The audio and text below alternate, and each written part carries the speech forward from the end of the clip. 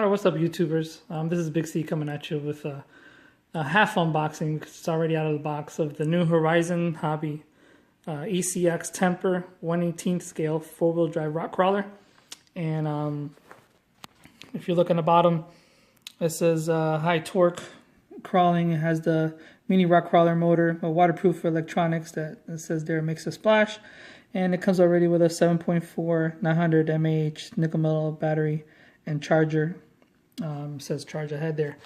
And when it says here ready to run, literally this thing out of the box is ready to run. There's nothing you need to buy for this thing, because it even comes with your 4 AA's for your controller there. So this controller, it's plasticky. It feels, you know, a little bit on the cheap side, but it does the job. It runs really good with it. There's your functions there, which is, as far as the trims, you got the throttle and the steering, and it's, you know, it's still hobby grade. It's a great RC, especially for the starting off. If you want to get into the rock crawling, especially if you want to get it for a child or a kid, or this is actually one of the best things you can get for them. This thing right out of the box performs pretty good. It's not the best. It's not good. You can make it better, just like any RC. But the way it comes out of the box, a child be happy, if a kid, even a teenager. So you really don't have to worry about them really tearing this thing up, which is great as far as that concerned. As far as price point, for an adult, if you've done any kind of rock crawling, this type of rock crawler will satisfy your needs. If you've done it, it'll satisfy your needs if you do several upgrades. First thing you do is do upgrades to it. For everybody else, it doesn't matter, because it runs pretty good right out of the box. It shocked me because of the way it came for the price. The articulation on this thing it's amazing. I've rock crawled in the past. I have axial and stuff. So, you know, going to this, you know, there'll be questions probably, you know, from people saying, hey, why'd you go with that if you got axial and this and that? Well, because it's a 1/10 scale. The 1/10s are pretty big, and here in Florida it rains a lot. So I have a little crawler course indoors that I'm working on, and that I'm going to elaborate on, and something this small to the mini scale. I have a mini low-C crawler, and that's great for tabletop stuff, but sometimes you just want something a little bit bigger, and the 1/18 scale kind of fits that whole genre. So I'm really impressed with this little micro crawler. So I don't even say it's micro crawler, because it's kind of like in between the micro and the 110. So starting off with the Lexan case, let me pop this off. It's actually a really good Lexan. It's thick. It's not real flimsy, so it'll hold up. It'll take the test of time. As far as electronics, you can see it's pretty much like the low-C. It's all in one. It's not. They say it's waterproof. I see that it's open there, if you can tell. The servo is definitely waterproof. You can run this in the water. I don't see nobody really submerging this thing. And if you do, great. I mean, you do have nickel metal hydrides. It's not like it's lipos. You have to worry about them burning up. But for the most part, I've seen these in the water. There's videos out there that in the water. So it does hold up. The electronics are sitting up pretty high. I don't know how much I would trust I don't know. I don't know how much I would trust that. But again, if you could see it, I haven't opened that part of it, so I don't know if it'll open. And it's all waterproofed in here.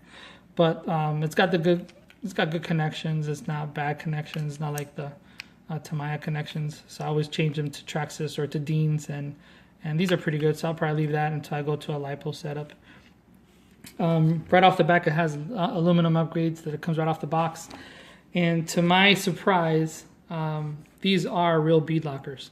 The wheels themselves are not glued to the rim. These are real bead lockers. So you can take these off. The only difference is this is plastic. It's a cheap, thin plastic, and you'll see that here shortly. As far as the shocks, these little collars come off, and they are oil filled, but not filled all the way. So you do need a little maintenance right off the back. For the professional style crawler or the hobbyist that crawls all the time, these tires aren't bad. but they're not great. They're better than most out there, but they're not great. And I'll tell you that for a reason is taking this right out of the box. Obviously, you can see this one's never been used. And the reason why I say that is because I pulled it out of the box, never used it because I do have a number 2. And the reason for that is because I liked number 1 so well that I got a number 2 for my daughter. And she likes rock crawling with me.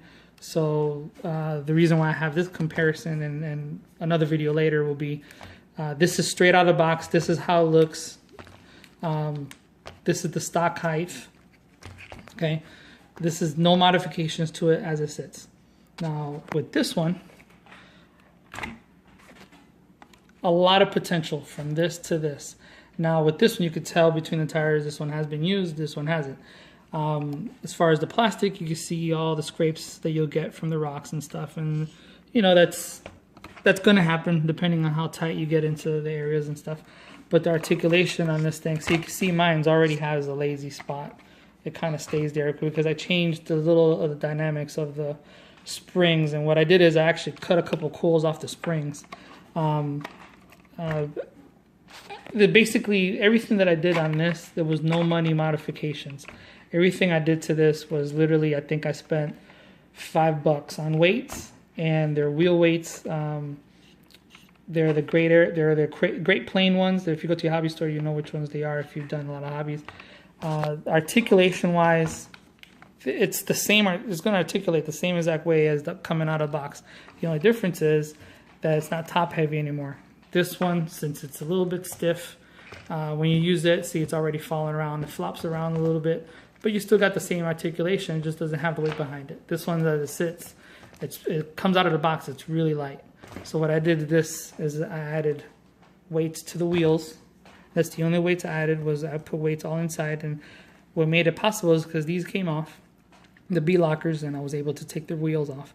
And on top of that, I crawled it in stages. I crawled it right out of the box. It did okay, but I was burning a lot of battery. It was just sitting there, just sliding on rocks. I don't have any vids on that. I'm sorry. I'm hoping to have a vid on before and after with this. That was my goal on this. So took the foams out of this, tried it again, and it was a lot better without the foams. And it still doesn't have any foams. So it's a lot softer. It's like I said, it's a better tire.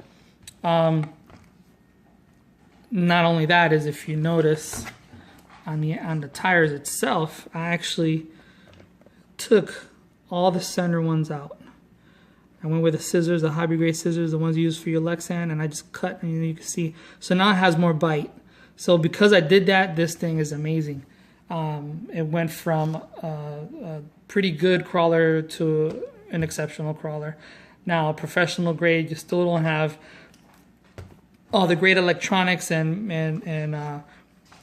it doesn't have a motor brake, so this thing, it will roll back on you as you're crawling. So again, it is not a pure professional crawler, but it's so much capable now that as you're going up, you really, I mean, I haven't needed the brake for pretty much nothing.